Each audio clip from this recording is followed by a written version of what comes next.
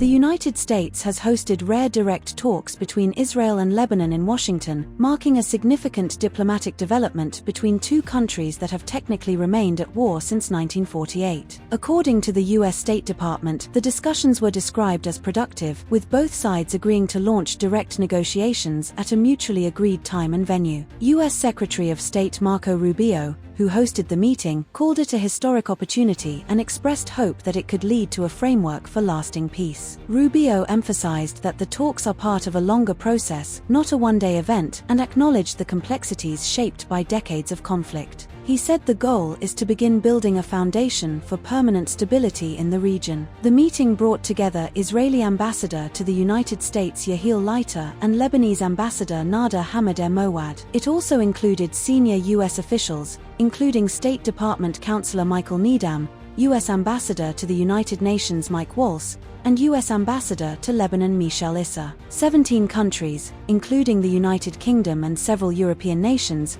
issued a joint statement urging both Israel and Lebanon to seize this opportunity. The statement noted that direct negotiations could pave the way for lasting security not only for the two countries but for the wider region. Despite the positive tone, both sides entered the talks with sharply differing priorities. Lebanon has pushed for a ceasefire and the return of displaced people, while Israel has ruled out discussing a ceasefire and instead focused on the disarmament of Hezbollah. Lebanese President Joseph Aoun expressed hope that the talks would mark the beginning of ending the suffering of the Lebanese people, particularly those in the south. Lebanese officials confirmed that their envoy's mandate was limited to discussing a ceasefire. In contrast, Israeli officials made it clear that any future agreement would depend on Hezbollah being disarmed. Israeli Foreign Minister Gideon Saar said this step was necessary before peace and normalization between the two countries could be achieved.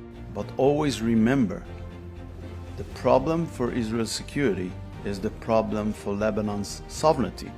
It's Hezbollah. It's the same problem. And this problem needs to be addressed in order to move to a different phase we want to reach of peace and normalization with the state of Lebanon. The talks come at a critical moment in the Middle East following a fragile ceasefire between the United States, Israel, and Iran. However, Iran has stated that Israel's campaign against Hezbollah must be included in any broader agreement, complicating ongoing diplomatic efforts. The conflict has already had severe humanitarian consequences. According to Lebanese authorities, more than 2,000 people have been killed and 1.2 million displaced since Hezbollah opened fire in support of Iran in early March, triggering an Israeli offensive. Meanwhile, several countries including Canada, Australia, the United Kingdom, and others have called for an urgent end to hostilities in Lebanon. In a joint statement, they expressed concern over the worsening humanitarian situation and stressed the need to protect civilians, infrastructure, and humanitarian workers, while upholding international law. Dutch Prime Minister Rob Jetten also welcomed the talks and called for Lebanon to be included in ongoing regional ceasefire efforts,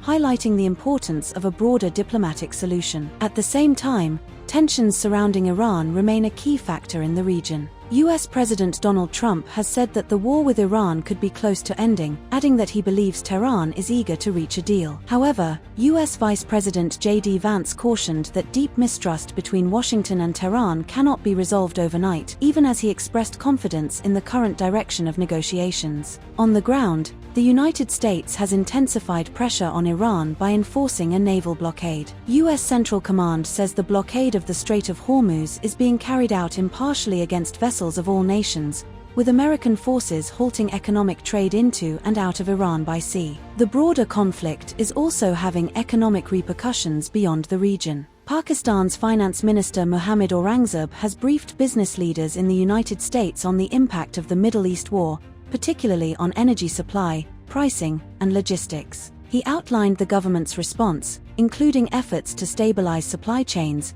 manage demand, and provide targeted subsidies without increasing fiscal pressure.